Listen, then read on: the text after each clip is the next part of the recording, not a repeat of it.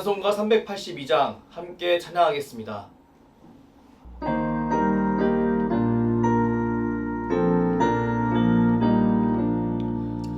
너 근심 걱정 말아라. 주 너를 지키리. 주 날개 밑에 거하라. 주 너를 지키리. 주 너를 지키리. 아무 때나 어디서나 주 너를 지키리. 늘 지켜주시리.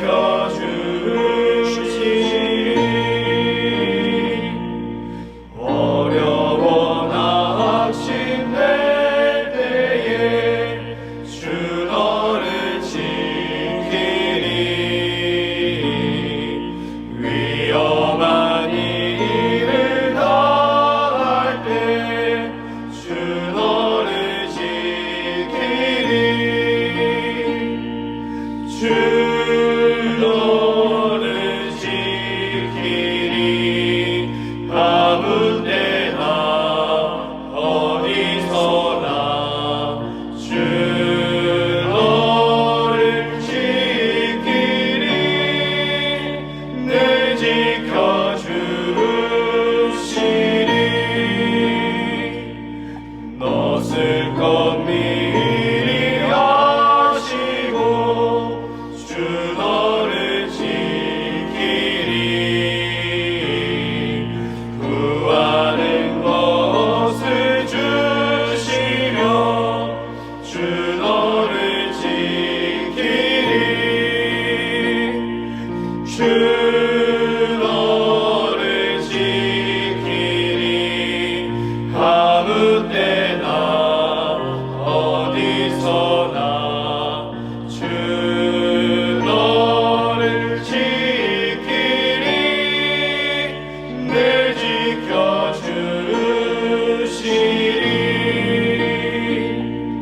어려운 시험 당해도 주 너를 지키리.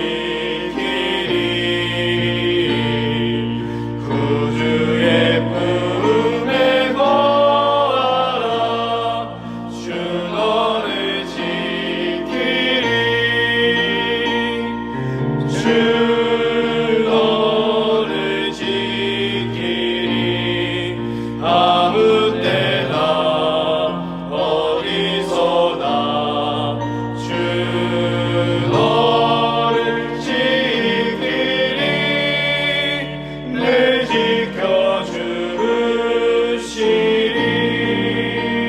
지켜주시리.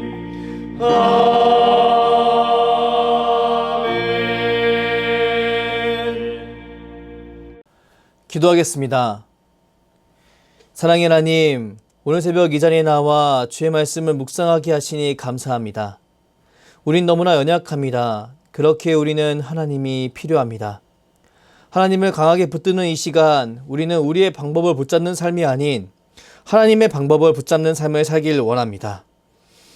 은혜의 하나님, 우리의 심령 가운데 함께 해주셔서 두려움으로 강하게 움켜쥐었던 우리의 방법을 놓게 하여 주시옵소서. 하나님의 평안과 담담을 주셔서 나에게 익숙한 방법이 아닌 하나님의 방법을 붙잡고 승리하는 삶을 살게 하여 주시옵소서. 능력의 하나님, 이 나라 이 민족을 위해 기도합니다. 우리 일상에는 여전히 아프고 괴로운 사람이 많이 있습니다. 그리고 그들 곁에는 너무나 도움의 손길이 부족합니다. 사랑의 하나님, 우리를 도움의 손길로 사용하여 주시옵소서. 도움이 필요한 이에게 도움의 손길이 되게 하시고 위로가 필요한 이에게 위로의 손길이 되게 하여 주시옵소서. 사랑하는 수요제일교회를 위해 기도합니다. 주께서 세우신 이 교회, 하나님의 손과 발이 되어 이웃에게 그리스도의 사랑을 전하는 복된 교회가 되길 원합니다. 몸된 교회를 함께 이루는 모든 지체들, 하나님의 사명을 잘 감당할 수 있도록 육체 건강과 영적 건강을 허락하여 주시옵소서. 그리하여 그들이 하나님 앞에서 순종하며 나아갈 때 귀한 결실을 맺히는 그런 역사를 경험하게 하여 주시옵소서. 사랑하는 담임 목사님을 위해 기도합니다. 주께서 세우신 주의 종 가운데 영육간의 강건함을 더하여 주시고 주가 맡기신 모든 사역을 사랑과 은혜로 잘 감당하게 하여 주시옵소서. 이제 주의 말씀을 묵상합니다. 함께 통독하는 말씀과 선포되어지는 말씀 가운데 하나님의 은혜가 있길 원합니다. 성령 하나님, 우리의 심령을 주관하여 주시옵소서. 감사드리며 예수 그리스도의 이름으로 기도합니다. 아멘. 오늘 우리에게 주신 하나님 말씀은 욥기 7장입니다. 이 땅에 사는 인생에게 힘든 노동이 있지 아니하겠느냐? 그의 날이 품꾼의 날과 같지 아니하겠느냐? 종은 저녁 그늘을 몹시 바라고 품꾼은 그의 삭슬 기다리나니 이와 같이 내가 여러 달째 고통을 받으니 고달픈 밤이 내게 작정되었구나. 내가 누울 때면 말하기를 언제나 일어날까 언제나 밤이 갈까 하며 새벽까지 이리 뒤척 저리 뒤척 하는구나. 내 살에는 구더기와 흙덩이가 의복처럼 입혀졌고 내 피부는 굳어졌다가 터지는구나. 나의 날은 배틀의 북보다 빠르니 희망이 없이 보내는구나. 내 생명이 한낱 바람 같음을 생각하옵소서. 나의 눈이 다시는 행복을 보지 못하리이다. 나를 본 자의 눈이 다시는 나를 보지 못할 것이고 주의 눈이 나를 향하실지라도 내가 잊지 아니하리이다. 구름이 사라져 없어진 같이 수월로 내려가는 자는 다시 올라오지 못할 것이오니 그는 다시 자기 집으로 돌아가지 못하겠고 자기 초소도 다시 그를 알지 못하리이다. 그런즉 내가 내 입을 금하지 아니하고 내 영혼의 아픔 때문에 말하며 내 마음의 괴로움 때문에 불평하리이다. 내가 바다이니까 바다 괴물이니까 주께서 어찌하여 나를 지키시나이까. 혹시 내가 말하기를 내 잠자리가 나를 위로하고 내 침상이 내 수심을 풀리라 할 때 주께서 꿈으로 나를 놀라게 하시고 환상으로 나를 두렵게 하시나이다. 이러므로 내 마음이 뼈를 깎는 고통을 겪으니 차라리 숨이 막히는 것과 죽는 것을 택하리이다. 내가 생명을 싫어하고 영원히 살기를 원하지 아니하오니 나를 놓으소서. 내 날은 헛것이니이다. 사람이 무엇이기에 주께서 그를 크게 만드사 그에게 마음을 두시고 아침마다 권징하시며 순간마다 단련하시나이까. 주께서 나에게서 눈을 돌이키지 아니하시며 내가 침을 삼킬 동안도 나를 놓지 아니하시기를 어느 때까지 하시리이까. 사람을 감찰하시는 이여 내가 범죄하였던들 주께 무슨 해가 되오리이까. 어찌하여 나를 당신의 관역으로 삼으셔서 내게 무거운 짐이 되게 하셨나이까. 주께서 어찌하여 내 허물을 사하여 주지 아니하시며 내 죄악을 제거하여 버리지 아니하시나이까. 내가 이제 흙에 누우리니 주께서 나를 애써 찾으실지라도 내가 남아있지 아니하리라. 아멘. 욥기 7장 중 11절부터 21절까지의 말씀을 중심으로 그런즉 불평하리이다 라는 제목으로 하나님 말씀을 선포하겠습니다. 오늘 성경은 6장에 이어 욥의 대답이 담겨있는 말씀입니다.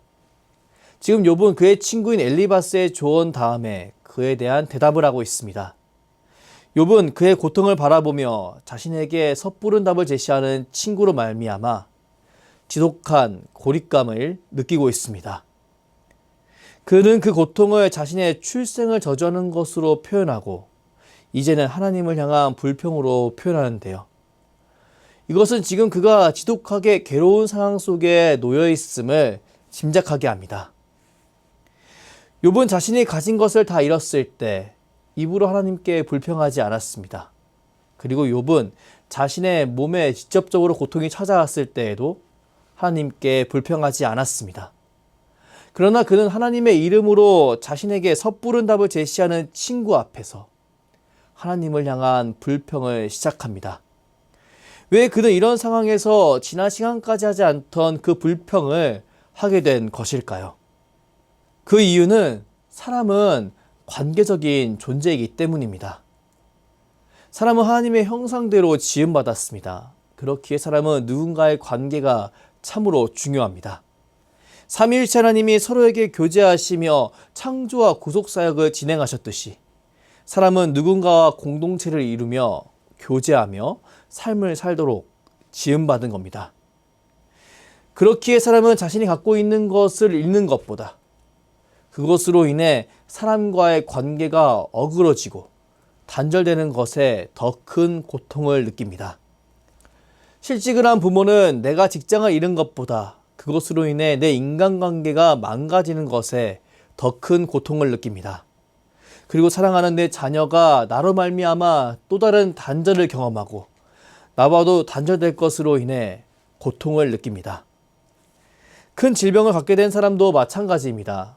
그 사람도 동일하게 내가 아픈 것보다도 그로 인해 나의 소중한 관계가 깨어지고 단절되는 것에 두려움을 느낍니다.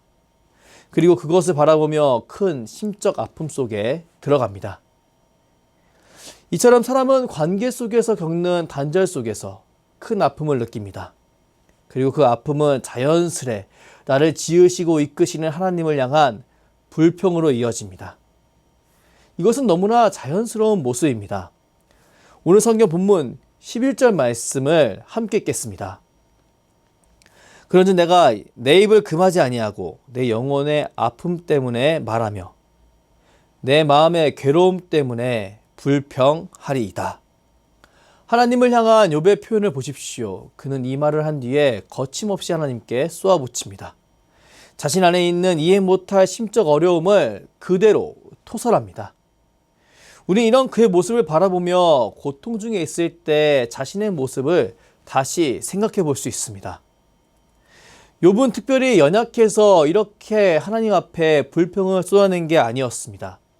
욥기 2장 3절 말씀을 보면 욥에 대한 하나님의 평가는 분명합니다. 욥기 2장 3절 말씀입니다. 여호와께서 사탄에게 이르시되 내가 내 종 욥을 주하여 보았느냐. 그가 같이 온전하고 정직하여 하나님을 경외하며 악에서 떠난 자가 세상에 없느니라. 내가 나를 충동하여 까닭없이 그를 치게 하였어도 그가 여전히 자기의 온전함을 굳게 지켰느니라. 욥은 그 어떤 상황이 찾아오더라도 자신의 온전함을 지킬 정도로 강한 사람이었습니다. 그는 결코 연약한 인물이 아니었습니다. 그는 그 누구보다 강한 의지로 하나님을 붙드는 사람이었습니다. 그리고 이것은 그의 아내조차도 도저히 이해 못할 정도로 단호한 모습이었습니다. 하지만 그 또한 하나님 앞에서 불평을 하고 맙니다. 바로 자신의 관계가 모두 단절된 것 같은 상황에 놓였을 때 그는 그의 입을 열어 불평을 하기 시작한 겁니다. 우린 이런 욥의 모습을 보며 누군가가 고통 가운데 있을 때 그의 곁에서 우리가 보여야 할 바른 태도에 대해 묵상할 수 있습니다. 우리는 자꾸 사람이 고통을 겪게 될 때 그 고통을 해결해 주려고 하는 충동을 느낍니다. 왜냐하면 아무리 상대방의 고통이라고 할지라도 그의 곁에 있으면 그 고통이 나에게 자연스럽게 스며들기 때문입니다. 사람은 아무리 말로 표현하지 않더라도 자신의 감정 상태가 자연스럽게 공유되는 존재입니다. 왜냐하면 사람은 앞에서 말씀드렸듯이 관계적인 존재이기 때문입니다. 특히 신뢰할 수 있는 사람이라면 너무나 자연스럽게 자신의 마음을 드러내는데요. 우리는 이때 주의해야 합니다. 왜냐하면 사람은 죄인이어서 상대방과 내가 엄연히 다름에도 불구하고 나와 상대방이 같을 것이라고 착각하기 때문입니다. 사람은 죄로 말미암아 단절되어야 할 부분은 붙어버리고 연결되어야 할 것은 단절시켜져 버린 그런 상태가 되어버렸습니다. 그렇기에 사람은 상대방의 고통이 줄어들기 위해선 내가 그의 곁에 있어야 하는 것을 잊어버리고 그에게 섣부른 충고를 하고 그와 거리를 두는 실수를 종종 하곤 합니다. 사람이 상대방에게 나의 어려움을 이야기하는 이유는 무엇일까요? 그 이유는 내 소리를 들어달라는 겁니다. 왜 사람은 내 소리를 들어달라고 하는 걸까요? 그 이유는 그 대화를 통해 내가 단절되었다고 하는 그 감정을, 단절되었다고 느끼는 그 감정을 해소하기 위해서입니다. 그리고 새로운 행동을 하기 위한 힘을 얻기 위해서입니다. 그런데요, 이런 사람에게 답을 제시하고 그와의 대화를 종료한다면 어떻게 될까요? 그는 또다시 고립감을 느낄 것입니다. 그리고 주저앉고 말 것입니다. 우리는 요즘 기계화된 사회 속에서 살고 있습니다. 그리고 자녀들이, 손주들이 코딩을 배우고 실행하는 사회 속에서 살고 있습니다. 그렇게 우리는 종종 놓치는 것이 하나 있습니다. 그것은 바로 사람은 기계가 아니라는 사실입니다. 사람은 기계가 아닙니다. 이것은 너무나 분명한 진리입니다. 하지만 우리는 그것을 놓치고 맙니다. 그리고 우리는 그릇된 관점으로 기계를 고치듯 사람을 고치려고 합니다. 그렇게 우리 안에 해소가 안 되는 그 답답함이 찾아오는 겁니다. 이런 답답한 인생을 바라보시며 우리 하나님은 이렇게 다가와 주십니다. 우리 고린도후서 1장 3절부터 7절까지의 말씀을 함께 읽겠습니다. 찬송하리로다. 그는 우리 주 예수 그리스도의 하나님이시요 자비의 아버지시요 모든 위로의 하나님이시며 우리의 모든 환난 중에서 우리를 위로하사 우리로 하여금 하나님께 받는 위로로서 모든 환난 중에 있는 자들을 능히 위로하게 하시는 이시로다. 그리스도의 고난이 우리에게 넘친 것 같이 우리가 받는 위로도 그리스도로 말미암아 넘치는도다. 우리가 환난 당하는 것도 너희가 위로와 구원을 받게라는 것이요 우리가 위로를 받는 것도 너희가 위로를 받게라는 것이니 이 위로가 너희 속에 역사하여 우리가 받는 것 같은 고난을 너희도 견디게 하느니라. 너희를 위한 우리의 소망의 견고함은 너희가 고난에 참여하는 자가 된 것 같이 위로에도 그러한 줄 암이라. 아멘. 우리 이런 사도 바울의 모습을 바라보며 참된 위로는 그리스도와 같이 아픈 사람과 함께 할 때, 그를 벗어나지 아니할 때 이루어진다는 사실을 알 수 있습니다.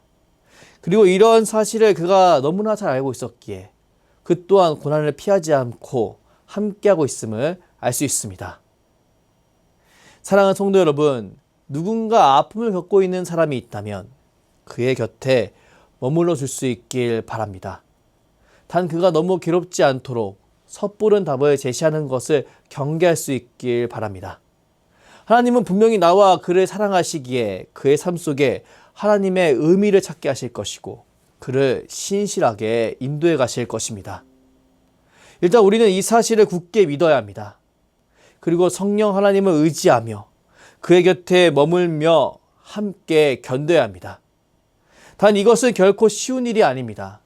아무리 나와 너를 분리하려고 할지라도 함께 공간을 공유하고 함께 대화를 나눌 때면 그 상대방의 아픔이 전해지기에 이것은 결코 만만한 일이 아닙니다. 하지만 우리가 나를 살리신 예수 그리스도의 은혜를 기억하며 아파하고 힘들어하고 있는 이를 붙잡고 그의 옆을 지킬 때 분명히 성령 하나님께서는 위로의 하나님으로 함께 해주시고 그 사람과 나의 마음을 치유해 주실 것입니다. 오늘 우리는 너무나 강력해 보이던 욥이 관계가 단절되자 하나님 앞에서 불평을 쏟아놓기 시작하는 장면을 묵상했습니다. 그리고 그런 그의 모습이 그만의 독특한 모습이 아니라 평범한 사람들의 일반적인 모습임을 확인했습니다. 이제 우리는 이런 연약한 사람의 현실을 기억하며 그의 불평을 격발하게 했던 그런 친구들의 잘못된 모습이 아니라 하나님이 원하시는 곁에서 사랑하며 견뎌주는 사람이 되어야 한다고 믿습니다. 사랑하는 자녀에게, 사랑하는 배우자에게, 사랑하는 이웃에게 그들이 하나님을 온전히 바라볼 수 있도록 돕는 하나님의 위로의 손길이 되길 주님의 이름으로 축복합니다. 분명히 하나님께서 하나님이 원하시는 모습으로 나아가는 것을 결단하는 주의 백성에게 힘과 용기를 더해 주실 것입니다. 그리고 만약 이런 삶의 모습을 실천하고 있는 주의 권속이 있다면 더욱더 하나님께 기도할 수 있길 원합니다. 피차 사랑의 빛 외에는 아무에게든지 아무 빛도 지지 말라라고 말씀하신 하나님이, 남을 사랑하는 자는 율법을 다 이뤘다라고 말씀하시는 그 하나님이 힘을 주시고 담대함을 주시고 능력 주시리라 확신합니다. 오늘 새벽 아프거나 어려운 이웃 곁에서의 나의 모습을 떠올리며 하나님께 기도하는 저와 여러분이 되길 주님의 이름으로 축복합니다. 하나님께서 우리를 더욱더 그리스도의 참 제자의 모습으로 변화시켜 주시리라 믿습니다. 기도하겠습니다. 사랑의 하나님, 오늘 욥의 모습을 통해 하나님 앞에서 불평하는 사람의 모습과 그가 그렇게 될 수밖에 없던 이유에 대해 묵상하게 하시니 무한 감사를 올려드립니다. 그리고 그런 그의 모습을 묵상하며 아프거나 어려운 이웃 곁에서의 나의 태도를 묵상하게 하시니 무한 감사를 올려드립니다. 우린 연약하여 자꾸 상대방의 아픔을 내가 아는 것 같은 착각을 하곤 합니다. 뿐만 아니라 상대방의 아픔을 더 이상 느끼지 않기 위해 섣부른 답을 전달하고 피하곤 합니다. 이런 연약한 인생마저도 나의 백성이라고 불러주시는 하나님, 그리고 우리를 인도해 주시는 하나님, 우리는 신실하신 참 위로자 되시는 하나님을 바라보며 우리 주 예수 그리스도와 같이 아픈 이의 곁에 머물며 그의 아픔을 함께 지는 인생을 살 것을 결단합니다. 물론 이런 삶은 너무나 힘이 들기에 두렵고 답답하기만 합니다. 하지만 십자가의 고통으로 부활 영광을 드러내신 하나님을 바라보며 우리는 용기를 갖습니다. 우리가 하나님과 이웃에게 전하는 사랑이 분명히 귀한 결실로 열매 맺으리라 굳게 믿습니다. 성령 하나님, 오늘 새벽 주께 기도하는 주의 백성들에게 힘과 용기를 주시옵소서.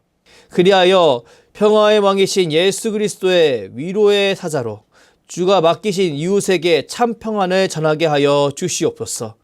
감사드리며 주께서 가르쳐 주신 기도로 기도하오니 하늘에 계신 우리 아버지, 아버지의 이름을 거룩하게 하시며 아버지의 나라가 오게 하시며 아버지의 뜻이 하늘에서 같이 땅에서도 이루어지게 하소서.